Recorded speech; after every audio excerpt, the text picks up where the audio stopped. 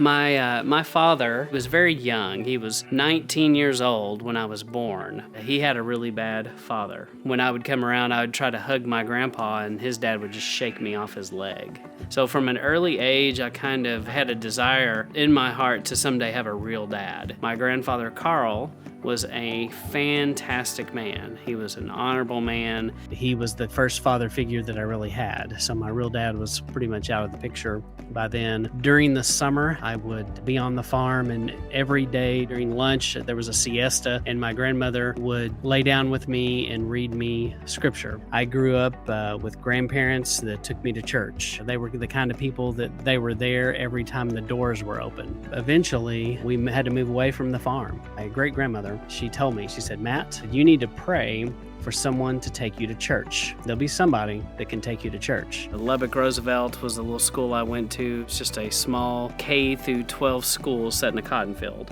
And I'm riding the Yellow Dog school bus every day. On this bus, towards the very end of our route, there was this red-haired kid that had those big Coke bottle kind of glasses. So he always had a hard time finding a place to sit down. One day I was sitting there and I just felt really sorry for him. I was like, "Here, sit with me." And I let him sit with me. We started talking. We both like to farm. We both enjoy driving tractors. We both know how to work. We know about cows. And so we had all that in common. And then it's like, "Where do you go to church?" "I go to the Church of Christ." "What? No way. That's where I go."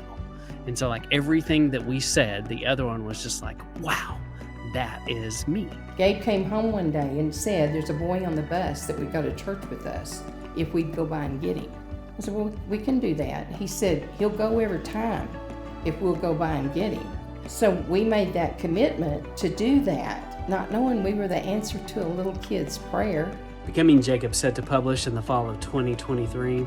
It is about becoming like Jacob, and I mean that in a spiritual sense. I believe that everyone in life has a choice. You can either be Jacob or Esau. Jacob was about his father's business. Esau did what he wanted. Spiritually, we need to be like Jacob. Jacob was about his father's business. That's what we're supposed to be. We're supposed to be willing to lay down our own ambitions, our own desires, and be like Jacob, who in turn is trying to emulate and do the things that he sees his father do.